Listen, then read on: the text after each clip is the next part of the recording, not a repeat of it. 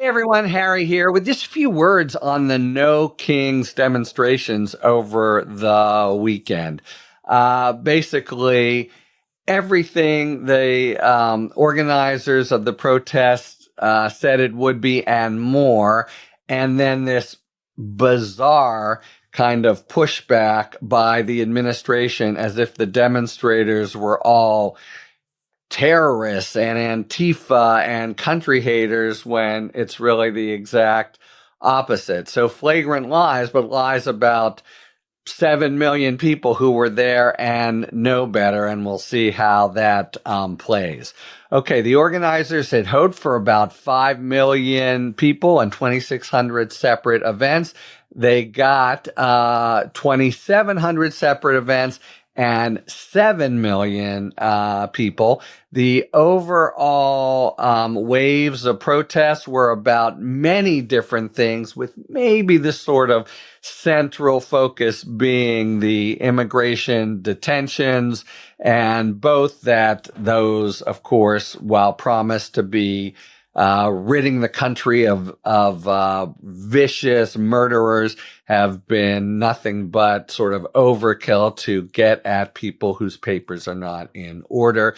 The masked sense of the really kind of coercive, frightening ICE agents, but then a whole mess of other things. So, if you were there, you could see like a whole set of both pre-designed and produced, but also, like a baseball game or something. So a lot of homegrown signs, some of which I want to say were like hilarious, and others of which were really sort of inspiring, and others of which were really sort of inspired. So, that's the sort of diversity of different forces and views, and in some cases driven by where people are. So Chicago and Los Angeles were, really very strongly about the immigrations and stuff.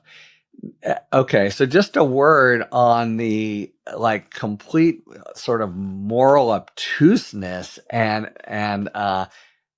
either complete propaganda or just lies from the Republicans. This is Mike Johnson said it was a hate American rally. That's the Republican talking point, and it was divisive. Basically, the same kind of message from the White House and Catherine Leavitt. You would think these were either 700 terrorists or 7 million America haters, and so the country would be in terrible shape. It's a really flagrant lie. I think probably none of them was there, but you could see from the coverage, it was very patriotic. It was very country loving, and that was a big part of the message. We love this country, and that's why we love democracy and rule of law, and that's why we want Trump to stop all this stuff and leave power. And that, I think, would be another kind of quick notion. There was a certain kind of joy, might be too strong, but really animated, good spirits. You've seen pictures of some of the more whimsical costumes. The inflatable animals and stuff from Portland. There were more of those. Going off of the tagline in our podcast that drops today, where we had a very brief 5 words or fewer on this. There was indeed someone saying looking like a nude Trump, saying the emperor has no clothes.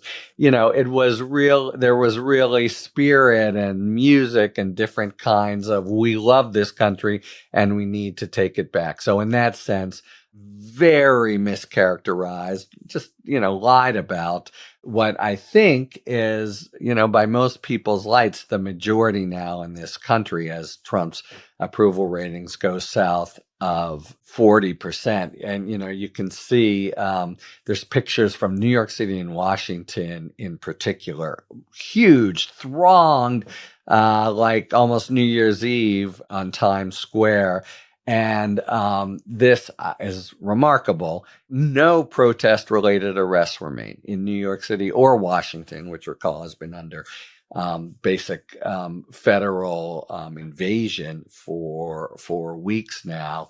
So it's the exact opposite of what the Republicans are saying, and B, the kind of patriotic, we want to take our country back, rather than any kind of expression of any sort of disrespect for the country. On the contrary, the notion is that the disrespect and the derogation of law is coming from the R's and the powers that be. So it seems to me that this is, as a sort of pushback, precisely what the organizers were looking for. Got to scare Republicans.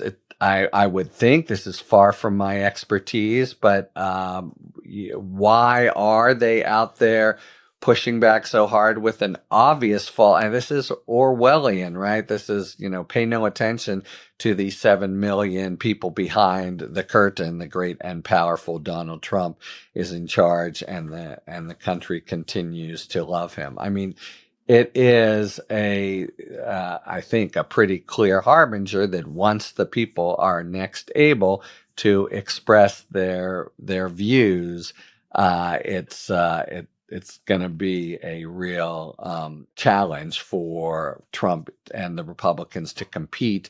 And that, I'll just add, is one of the reasons we've done another YouTube about what's happening with an emergency motion in the Supreme Court today to let them use emergency powers arising out of Chicago. And one reason I'm so worried about it, because, I think the basic mindset will be, we're in the minority. In fact, Trump is super unpopular, and we've got to pull some fast ones with emergency powers. I think this is the mindset of the administration in order to hope to survive. Anyway, I think you just got to say, objectively, an inspiring day for democracy, a demonstration that we are still, in this aspect, that something like this could not happen, I think, in China or Hungary or Turkey or Russia, and that popular pushback is alive and well in the country. And I think that has a lot to do. I've talked about this with the sort of inbred patriotism and love of democracy, starting from, first grade and Pledge of Allegiance, that just can't be snuffed out. The bigger question is when the people overall perceive that it's on the line, because some very problematic assertions of government power have been happening without people seeming so up in arms. This weekend, they were 7 million strong. And I think also just that final point, and I'll leave you with this, is the sort of being there. A lot of people wonder what is to be done and the like.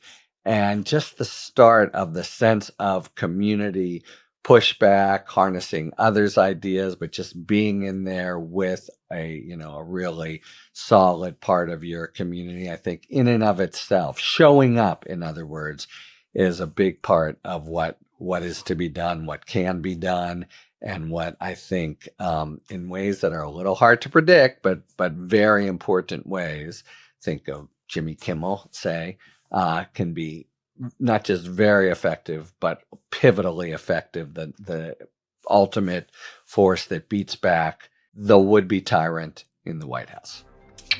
Talk to you later. Thanks for tuning in. If you enjoyed this video and other Talking Feds content, please take a second to like and subscribe. Talk to you later.